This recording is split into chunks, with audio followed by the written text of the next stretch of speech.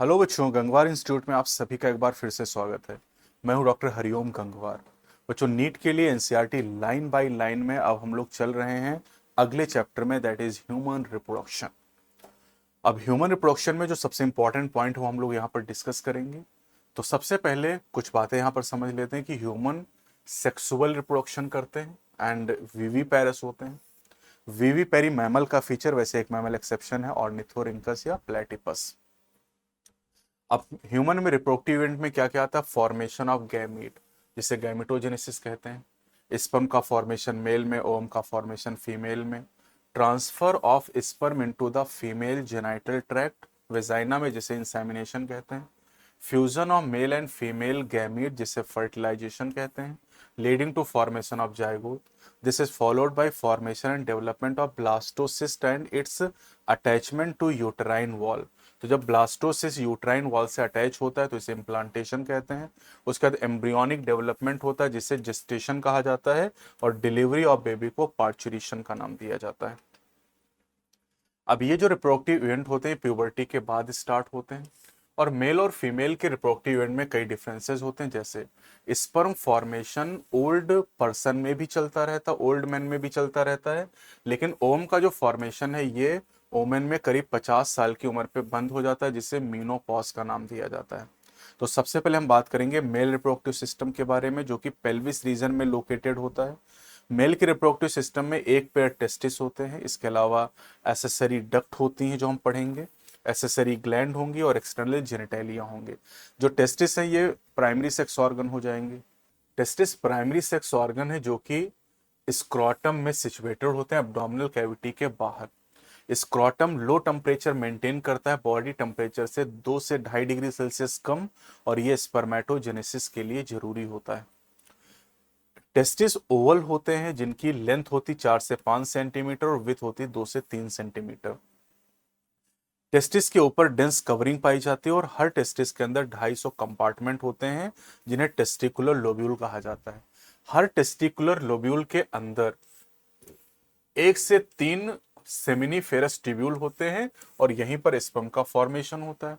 Seminiferous tubule के अंदर की तरफ 2 तरह की सेल होती हैं, एक मेल जर्म सेल स्पर्मेटोगोनिया होती है, और दूसरी सर्टोली सेल होती हैं।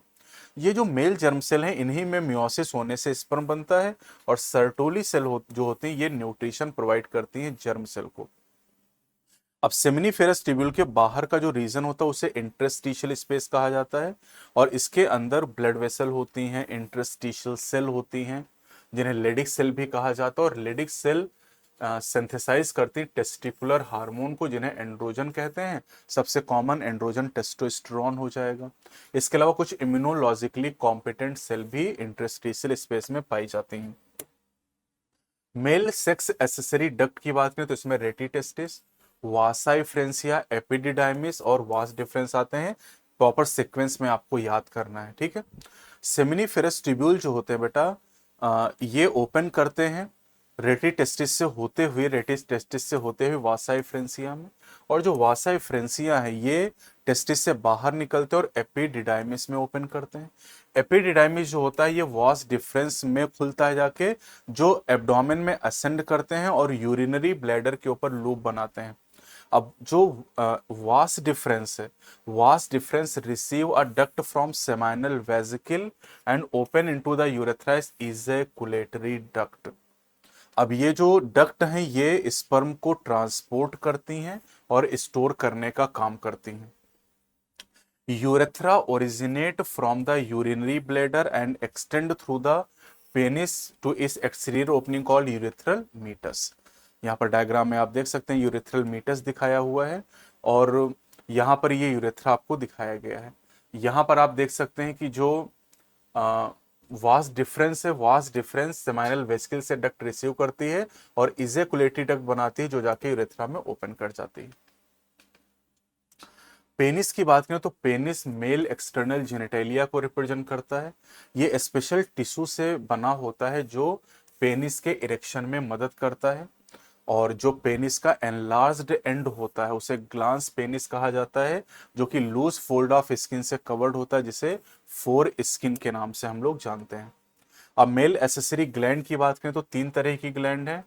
Paired seminal vesicle, unpaired prostate gland और पेयर्ड बल्बोयूरेथ्रल ग्लैंड। इन तीनों ग्लैंड का जो सिक्रीशन होता है उसे सेमाइनल प्लाज्मा कहते हैं, जो कि रिच होता है fructose, calcium and certain enzyme. बहुत पूछा था नीट में सवाल। Secretion of bulbourethral gland also help in the lubrication of the penis. ये इंपॉर्टेंट पॉइंट यहां पर है। अब आते हैं फीमेल रिप्रोडक्टिव सिस्टम की बात करते हैं। ये भी पेल्विक रीजन में ही सिचुएटेड होता है, पेल्विक रीजन में सिचुएटेड होता है। और फीमेल रिप्रोडक्टिव सिस्टम में अगर हम लोग बात करें तो इसमें जितने भी पार्ट हैं, जैसे मेल में जो पार्ट थे वही यहाँ भी हैं, primary sex organ, accessory duct, accessory gland, external genitalia, साथ ही साथ यहाँ पर मेमरी ग्लैंड भी इन सारे प्रोसेस में इंटीग्रेट करती हैं। अब सबसे पहले प्राइमरी सेक्स ऑर्गन की बात करते हैं तो ovaries are the primary female sex organ, जो कि फीमेल गैमेट को प्रोड्यूस करती हैं और दो स्टेरॉयड हार्मोन प्रोड्यूस करती हैं जिन्हें ओवेरियन हार्मोन कहते हैं। एक होता है एस्ट्रोजन, दूसरा प्रोजेस्टेरॉन। ओवरीज की अगर हम लोकेशन की बात करें तो ये लोअर एब्डोमेन में सिचुएटेड होती हैं। ओवरी 2 से 4 सेंटीमीटर लेंथ में होती है, जबकि टेस्टिस 4 से 5 सेंटीमीटर लेंथ में होता है and connected to pelvic wall and uterus by ligaments. Each ovary is covered by thin epithelium which enclose the ovarian stroma. The stroma is divided into two zones, a peripheral cortex and inner medulla region. अब आते हैं accessory duct की बात करते हैं तो oviduct यानी fallopian tube, uterus and vagina, ये फीमेल की एसेसरी डक्ट का फॉर्मेशन करते हैं। फैलोपियन ट्यूब की बात करें तो 10 से 15 सेंटीमीटर लॉन्ग होती है और ये ओवरी से लेके यूट्रस तक एक्सटेंड करती है। जो ओवरी के नजदीक पार्ट होता है उसे नाम दिया जाता है इनफंडिबुलम, और इनफंडिबुलम के किनारे पर फिंगर लाइक स्ट्रक्चर पाए जाते हैं जिन्हें फिम्बरी कहा जाता है। फिम्बरी का काम होता है collection of ovum after ovulation. अब इनफंडिबुलम जो होता है इसके बाद अगला जो पार्ट होता है वो एम्पुला रीजन कहलाता है, और एम्पुला में ही फर्टिलाइजेशन होता है। ठीक है, ये यहाँ दिखाई दे रहा है, ये इनफंडिबुलम है, ये एम्पुला हो जाएगा और ये स्थमस हो जाएगा। जो isthmus, infundibulum, ampulla, isthmus, isthmus uterus से अटैच होता है और इनफंडिबुलम की एजेस यहाँ पर फिम्बरी आपको दिखाई दे रही हैं। The last part of oviduct isthmus has a narrow lumen and joined to the uterus. Uterus की बात करें तो अनपेयर्ड स्ट्रक्चर होता है जिसे ओम्ब भी कहा जाता है, और ये इन्वर्टेड पियर लाइक होता है। ये लिगामेंट से सपोर्टेड होता है जो पेल्विक वॉल से अटैच होते हैं। यूट्रस ओपन करता है वेजाइना में नैरो सर्विक्स के द्वारा। सर्विक्स की जो कैविटी होती है उसे सर्वाइकल कैनाल कहते हैं, और सर्वाइकल कैनाल वेजाइना के साथ मिलके बर्थ कैनाल का फॉर्मेशन करता है। यूट्रस की वॉल की अगर बात करें तो यूट्रस की वॉल में 3 लेयर होती हैं, जिसमें एक्सटर्नल जो लेयर होती है वो थिन मेम्ब्रेनस होती है जिसे पेरीमेट्रियम कहते हैं। मिडिल लेयर स्मूथ मसल से बनी होती है जिसे मायोमेट्रियम कहते हैं, और इनर लेयर को एंडोमेट्रियम कहते हैं जो कि ग्लैंडुलर लेयर होती है। और ये जो एंडोमेट्रियम ये यूट्राइन कैविटी को लाइन करती है। Endometrium undergo cyclical changes during menstrual cycle. Menstrual cycle में जो ब्लीडिंग होती है वो एंडोमेट्रियम के टूटने की वजह से होती है, और जो मायोमेट्रियम है इसमें स्ट्रॉन्ग कॉन्ट्रैक्शन होते हैं ड्यूरिंग द पार्चुरेशन और delivery of the baby. Female external genitalia में 5 पार्ट होते हैं, mons pubis, labia majora, labia minora, hymen and clitoris. Mons pubis जो होता है this is the cushion of fatty tissue covered by skin and pubic hair. Labia majora fleshy fold होते हैं जो extend करते हैं मॉन्स प्यूबिस से और सराउंड करते हैं वेजाइनल ओपनिंग को। लेबिया माइनोरा पेयर्ड फोल्ड होते हैं टिश्यू के लेबिया मेजोरा के अंदर। Opening of the vagina is often covered partially by a membrane called hymen, and the clitoris is a tiny finger-like structure which lies at the upper junction of two labia minora above the urethral opening. अब यहां पर कह रहे हैं कि hymen is often torn. Hymen is often torn during the first coitus intercourse. However, it can also be broken by a sudden fall or jolt, insertion or vaginal tampon, active participation in some sports like horseback riding, cycling, etc. In some women, the hymen persists even after coitus. In fact, the presence or absence of hymen is not a reliable indicator of virginity or sexual experience. Memory gland की बात कर लेते हैं। यहां पर ये diagram पूछा जा सकता है और ये मसल पूछी जा सकती है जो कि है पेक्टोरैलिस मेजर मसल। तो फंक्शनल मेमोरी ग्लैंड कैरेक्टर है फीमेल मैमल का। मेमोरी ग्लैंड पेयर्ड स्ट्रक्चर होते हैं। वेल डेवलप्ड मेमोरी ग्लैंड को ब्रेस्ट कहते हैं, जिसमें ग्लैंडुलर टिश्यू होता है और वेरिएबल अमाउंट में फैट होता है। ग्लैंडुलर टिश्यू एक ब्रेस्ट में डिवाइड होता है 15 से 20 मेमोरी लोब में, जिसके अंदर क्लस्टर ऑफ सेल होता है जिन्हें एल्वेलाई का नाम दिया जाता है। और ये जो एल्वेलाई वाली सेल है यही मिल्क को सिक्रीट करती हैं और स्टोर करती हैं। अब जो एल्वेलाई, ये सीक्वेंस याद करना, alveoli open into the memory tubule. Lobe के अंदर एल्वेलाई है, एल्वेलाई ओपन करती है मेमोरी ट्यूब्यूल में। मेमोरी ट्यूब्यूल मेमोरी डक्ट का फॉर्मेशन करती है। मेमोरी डक्ट से मेमोरी एम्पुला का फॉर्मेशन होता है और मेमोरी एम्पुला ओपन करता है लैक्टिफेरस डक्ट में, through which milk is sucked out. तो ये तो बात हो गई मेल और फीमेल रिप्रोडक्टिव सिस्टम की। अब आते हैं और बात करते हैं प्री फर्टिलाइजेशन इवेंट में सबसे पहले गैमेटोजेनेसिस की, गैमीट फॉर्मेशन के बारे में। तो मेल गैमीट टेस्टिस के अंदर बनते हैं और फीमेल गैमीट ओवरीज के अंदर प्रोड्यूस होते हैं। अब यहां पर टेस्टिस की बात करें पहले, मेल गैमीट के फॉर्मेशन की, तो यहां पर इमैच्योर मेल जर्म सेल जिन्हें स्पर्मेटोगोनिया कहा जाता है, ये स्पर्म को प्रोड्यूस करते हैं स्पर्मेटोजेनेसिस के द्वारा। और इसकी शुरुआत होती है प्यूबर्टी पर, यानी 13-14 साल की जब उम्र आती है तब स्पर्म बनने शुरू होते हैं। The spermatogonia are present on the inside wall of seminiferous tubule, multiply by mitotic division and increase in number. Each spermatogonium is diploid and contain 46 chromosome. Some of the spermatogonia called primary spermatocyte, ये 2n cell है, periodically undergo meiosis. Primary spermatocyte में meiosis होगी और primary spermatocyte में meiosis या reduction division होने से दो इक्वल हैप्लॉइड सेल बनेंगी जिन्हें सेकेंडरी स्पर्मेटोसाइट कहा जाएगा और इनमें 23 क्रोमोसोम होंगे। The secondary उसाइड spermatocyte undergo the second meiotic division to produce 4 equal haploid spermatid। ठीक है, स्पर्मेटिड जो होगा इसमें हैप्लॉइड नंबर ऑफ क्रोमोसोम होंगे 23। अब करें कि spermatid are transform into spermatozoa sperm by the process called spermiogenesis. After spermiogenesis sperm head become embedded in the Sertoli cell and are finally released from the seminiferous tubule by the process called spermiation। है ना, तो यहां पर जो आपको ध्यान देना है, डायग्राम कहाँ गया भैया, हाँ ये देखो, स्पर्मेटोगोनिया में माइटोसिस हुई जिससे प्राइमरी स्पर्मेटोसाइट बने। इसमें पहला मियोटिक डिवीजन हुआ, सेकेंड स्पर्मेटोसाइट बने। सेकेंड मियोटिक डिवीजन हुआ, स्पर्मेटिड बने और स्पर्मेटिड में डिफरेंशिएशन या स्पर्मियोजेनेसिस से स्पर्मेटोजोआ स्पर्म बने। एक प्राइमरी स्पर्मेटोसाइट से दो सेकेंडरी स्पर्मेटोसाइट बनती हैं और 4 स्पर्मेटिड और स्पर्म का फॉर्मेशन होता है। अब आते हैं यहां पर बात करते हैं हार्मोनल रेगुलेशन ऑफ स्पर्मेटोजेनेसिस। तो स्पर्मेटोजेनेसिस प्यूबर्टी पर शुरू होती है due to significant increase in the secretion of gonadotrophin releasing hormone GnRH। ये एक हाइपोथैलेमिक यानी हाइपोथैलेमस से निकलने वाला हार्मोन है। अब GnRH का लेवल जब बढ़ता है तो यह एक्ट करता है एंटीरियर पिट्यूटरी पर और यहां से दो गोनेडोट्रोफिन्स को रिलीज कराता है, LH एंड FSH। अब जो LH होता है ये लेडिक सेल पे एक्ट करता है और वहां से सिंथेसिस और सिक्रीशन कराता है एंड्रोजन का। एंड्रोजन जो होते हैं ये स्पर्मेटोजेनेसिस को रेगुलेट करते हैं। FSH सर्टोली सेल पे एक्ट करता है और स्टिमुलेट करता है कुछ फैक्टर के रिलीज को, और ये जो फैक्टर होते हैं स्पर्मियोजेनेसिस में हेल्प करते हैं। अब स्पर्म की बात करें स्ट्रक्चर की, तो ये माइक्रोस्कोपिक स्ट्रक्चर, इसके 4 पार्ट है, head, neck, middle piece and tail. ये डायग्राम यहां दिखाया गया है, head, neck, middle piece and tail आपको नजर आ रहा है। अब यहां पर पूरी बॉडी को प्लाज्मा मेम्ब्रेन कवर करती है। हेड की बात करें तो स्पर्म हेड के अंदर हैप्लॉइड न्यूक्लियस होता है जिसके इंटीरियर पोर्शन पर एक कैप लाइक स्ट्रक्चर होता है जिसे एक्रोसोम कहते हैं। एक्रोसोम के अंदर एंजाइम होते हैं जो फर्टिलाइजेशन में हेल्प करते हैं।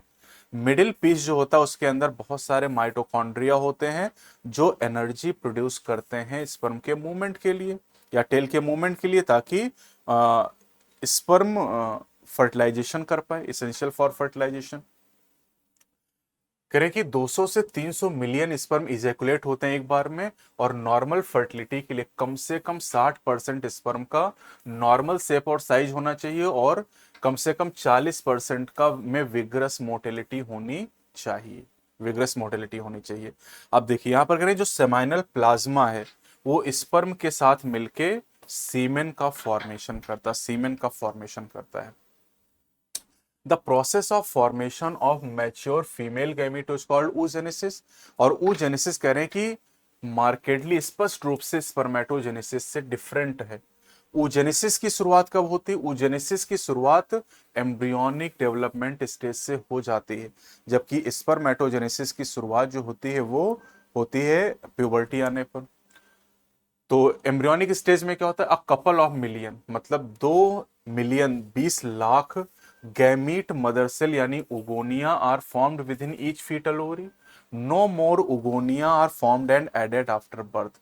These cells start division and enter into prophase 1 of meiotic division and get temporarily arrested at that stage, called primary oocytes. Each primary oocyte then gets surrounded by a layer of granulosa cells and called the primary follicle. A large number of these follicles degenerate during the phase from birth to puberty. Therefore, at puberty, only 60,000 to 80,000 primary follicles are left in each ovary. The primary follicle gets surrounded by more layer of granulosa cell and new theca and called the secondary follicle. The secondary follicle soon transform into tertiary follicle, which is characterized by fluid-filled cavity called antrum, and the theca layer is organized into inner theca interna and outer theca externa. It is important to draw your attention that it is at this stage, मतलब tertiary follicle के stage पर, primary oocyte within the tertiary follicle grow in size and complete its first meiotic division, जो arrest हो गया था. It is unequal division resulting in a formation of a large haploid secondary oocyte and tiny first polar body. The secondary oocyte retain bulk of the nutrient rich cytoplasm of primary oocyte. और कह रहे कि जो पहली polar body यहां पर निकली है फर्स्ट मियोटिक डिवीजन के बाद, ये डिवाइड करेगी या डीजनरेट हो जाएगी, इसके बारे में कोई क्लैरिटी अभी नहीं है। अब करें जो टर्सरी फॉलिकल है ये फर्दर चेंज होगी मैच्योर फॉलिकल या ग्रेफियन फॉलिकल में, और सेकेंडरी ओसाइट जो है ये नई मेम्ब्रेन का फॉर्मेशन कर लेगी जिसे जोना पेलुसिडा कहा जाएगा। अब जो ग्रेफियन फॉलिकल है, graafian follicle now rupture to release the secondary oocyte, जिसे इनकरेक्टली ओम कहते हैं। ये जो ओम दिखाया गया इसको नई एनसीईआरटी में सेकेंडरी ओसाइट लिख के ही दे दिया गया, क्योंकि ओवलेशन में ओम निकलता है नहीं, सेकेंडरी ओसाइट निकलता है bye the process called ovulation. यहां पर आप देख सकते हैं पूरा आपको कहानी दी गई, ये फर्स्ट पोलर बॉडी और ये सेकंड पोलर बॉडी। लेकिन सेकंड पोलर बॉडी तब निकलेगी जब सेकंड मियोटिक डिवीजन कंप्लीट होगा after the entry of sperm but before the fertilization, just before the fertilization. Menstrual cycle अगला टॉपिक है। The reproductive cycle in the female primate यानी monkeys, ape and human being की female जो होती है उनमें menstrual cycle चलती है। पहला मेंस्ट्रुएशन, पहली बार ब्लीडिंग शुरू होती है प्यूबर्टी पर जिसे मीनार्की कहा जाता है, और ये स्टॉप होती है 50 साल की एज पे जिसे मीनोपॉज कहा जाता है। ह्यूमन फीमेल में मेंस्ट्रुअल साइकिल का एवरेज पीरियड 28 या 29 डेज का होता है, और एक मेंस्ट्रुएशन से दूसरे मेंस्ट्रुएशन तक के पीरियड को मेंस्ट्रुअल साइकिल कहते हैं। एक ओवम रिलीज होता है during the middle of the menstrual cycle, middle of each menstrual cycle यानी 14th डे पर। अब यहां पर जो घटनाएं हैं उनको 3 पार्ट में हम डिवाइड करते हैं, एक मेंस्ट्रुअल फेज, दूसरा फॉलिकुलर या प्रोलिफरेटिव फेज, तीसरा ल्यूटियल या सिक्रीटरी फेज। तो साइकिल स्टार्ट होती है मेंस्ट्रुअल फेज के साथ जहां पर ब्लीडिंग होती है, और ब्लीडिंग 3 से 5 यानी पहली फेज 3 से 5 दिन तक चलती है। ये ब्लीडिंग क्यों हो रही है? Due to breakdown of endometrium lining of uterus and its blood vessel. अब ये ब्रेकडाउन क्यों हो रहा है? मेंस्ट्रुएशन यानी bleeding only occur if the released ovum is not fertilized, लेकिन lack of menstruation may be indicative of pregnancy. लेकिन it may also be cause due to some other causes like stress और poor health की वजह से भी bleeding नहीं होगी। अब मेंस्ट्रुअल फेज के बाद फॉलिकुलर फेज आती है। फॉलिकुलर फेज, जो फॉलिकुलर फेज होती है इसे प्रोलिफरेटिव फेज भी कहते हैं, और इस फेज के दौरान जो प्राइमरी फॉलिकल ओवरी में होती है वो ग्रो करना शुरू करती है और फुल्ली मैच्योर ग्रेफेन फॉलिकल बनती है, जैसा कि अभी हमने पढ़ा था। And simultaneously the endometrium of uterus regenerate through proliferation. These changes in the ovary and the uterus are induced by change in the level of pituitary and ovarian hormone. यहाँ आप देख सकते हैं pituitary hormone FSH and LH and ovarian hormone estrogen and progesterone. 14th day के आसपास तीन hormone का level एकदम पीक पे होता है, एलएच का, एफएसएच का और एस्ट्रोजन का, जबकि प्रोजेस्टेरॉन का लेवल कॉर्पस ल्यूटियम बनने के बाद सिक्रीटरी या ल्यूटियल फेज में पीक पे आता है। The secretion of LH and FSH increases gradually during the follicular phase and stimulate follicular development as well as secretion of estrogen by growing follicle. Both LH and FSH attain a peak level in the middle of cycle about 14th day. Rapid secretion of LH leading to its maximum level during the mid cycle called the LH surge induces rupture of Graafian follicle and thereby release of ovum. This is called ovulation, लेकिन ये ovum नहीं secondary side release होता है। अब इसके बाद आती है तीसरी फेज दैट इज ल्यूटियल या सिक्रीटरी फेज, जहां पर जो ग्राफियन फॉलिकल का बचा हुआ हिस्सा है वो कार्पस ल्यूटियम में चेंज होता है और कार्पस ल्यूटियम लार्ज अमाउंट में प्रोजेस्टेरॉन को सिक्रीट करता है जो कि एंडोमेट्रियम के मेंटेनेंस के लिए जरूरी है, और ऐसी एंडोमेट्रियम इम्प्लांटेशन के लिए जरूरी है और बाकी प्रेगनेंसी के इवेंट के लिए। अब प्रेगनेंसी के दौरान ये मेंस्ट्रुअल साइकिल स्टॉप हो जाती है और कोई भी ब्लीडिंग नहीं होती है, लेकिन अगर फर्टिलाइजेशन नहीं हुआ तो कॉर्पस ल्यूटियम डीजनरेट होगा जिसकी वजह से एंडोमेट्रियम रप्चर कर जाएगी और ब्लीडिंग शुरू हो जाएगी, यानी नई साइकिल स्टार्ट हो जाएगी। अब करें मेंस्ट्रुअल साइकिल 50 साल की एज पे बंद हो जाती है जिससे मीनोपॉज का नाम दिया जाता है। And cyclic menstruation is an indicator of normal reproductive phase and extend between menarche and menopause. अब यहाँ मेंस्ट्रुअल हाइजीन का टॉपिक दिया गया है और ये बहुत कॉमन सेंस की बात है। अब आते हैं फर्टिलाइजेशन एंड इम्प्लांटेशन। तो ड्यूरिंग कपुलेशन क्वाइटस के दौरान जो सीमेन होता है इसको पेनिस के द्वारा वेजाइना में इंट्रोड्यूस कर दिया जाता है जिसे इंसेमिनेशन कहते हैं। अब जो मोटाइल स्पर्म होते हैं ये तेजी से स्विम करते हुए सर्विक्स से पास होते हुए यूट्रस में एंटर करते हैं और एम्पुलरी रीजन में पहुंचते हैं फैलोपियन ट्यूब के, और ओवम जो ओवरी से रिलीज हुआ वो भी एम्पुलरी रीजन में आता है और एम्पुलरी रीजन में ही फर्टिलाइजेशन होता है।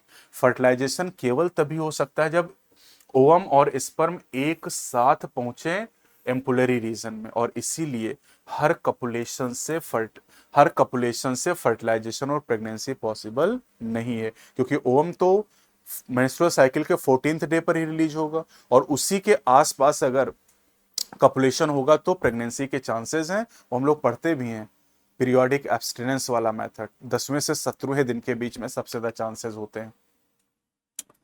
ठीक है, अब क्या कह रहे हैं यहाँ पर, the fusion of process of fusion of sperm with ovum is called fertilization.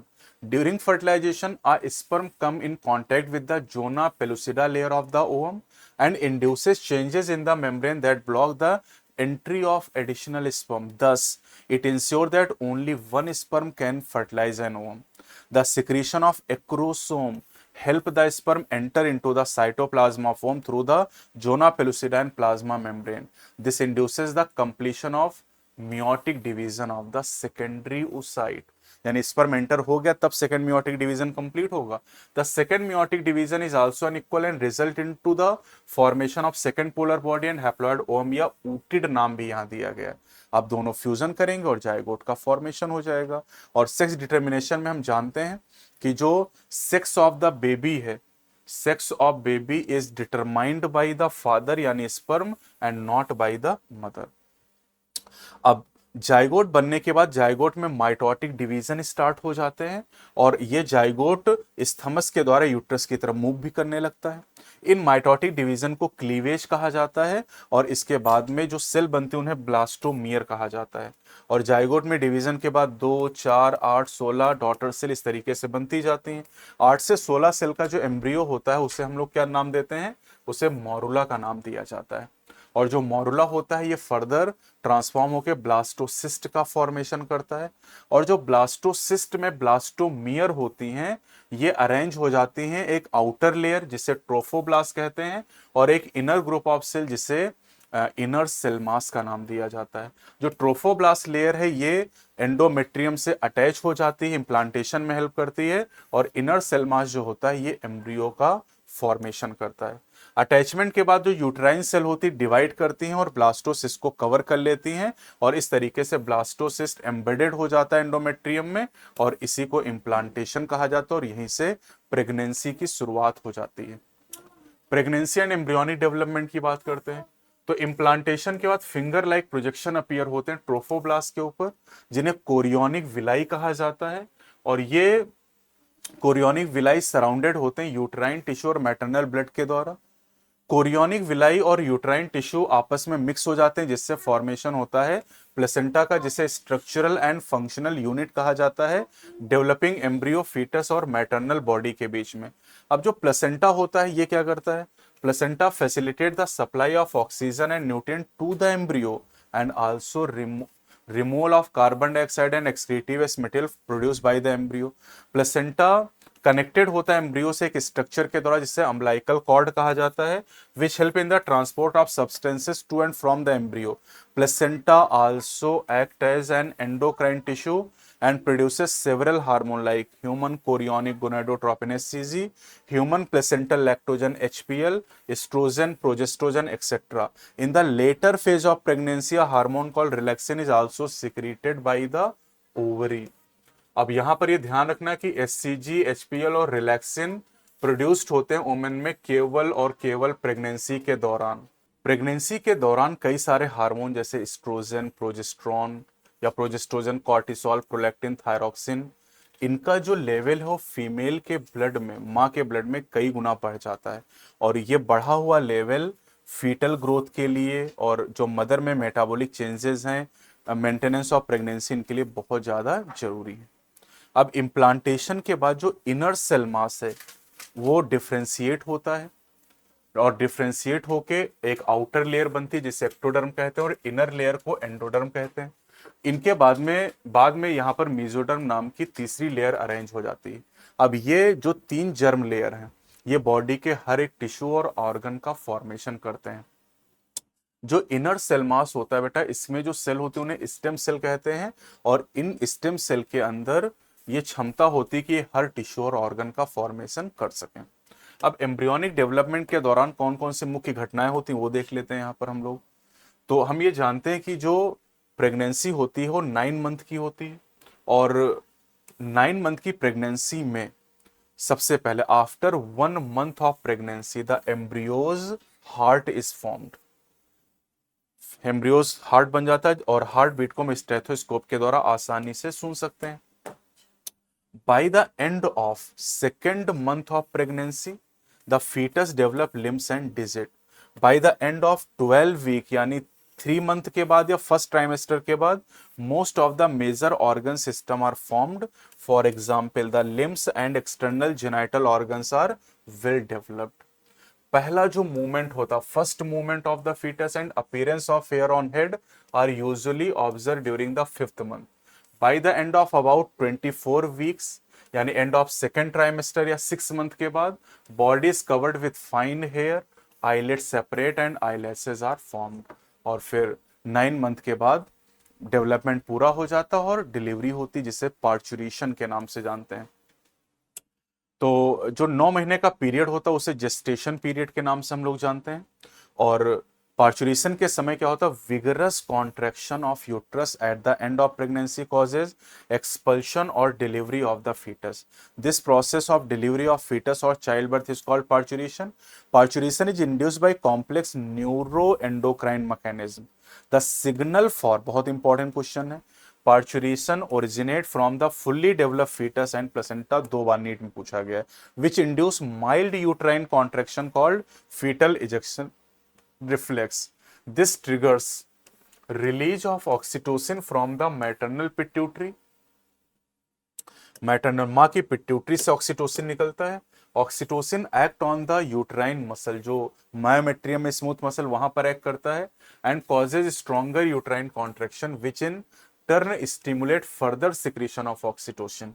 और इस तरीके से ऑक्सीटोसिन का लेवल बढ़ता रहता है. This lead to the expulsion of the baby out of the uterus through the birth canal. This is called parturition.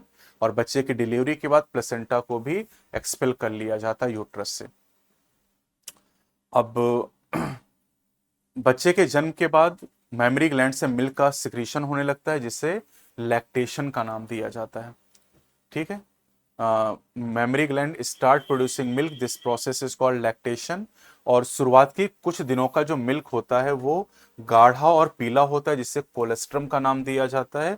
और इसके अंदर कई सारी एंटीबॉडीज होती है, जैसे IgA मिल्क में पाई जाती है, और ये पैसिव इम्यूनिटी प्रोवाइड करता है, बच्चे को पैसिव इम्यूनिटी प्रोवाइड करता है. तो ये आपका पूरा टॉपिक यहाँ पर हो जाता है ह्यूमन रिप्रोडक्शन का. अगले वीडियो में हम रिप्रोडक्टिव हेल्थ के बारे में डिस्कस करेंगे. चैनल पे नए तो चैनल को सब्सक्राइब जरूर करें. अगले वीडियो मिलेंगे. जय हिंद, जय भारत.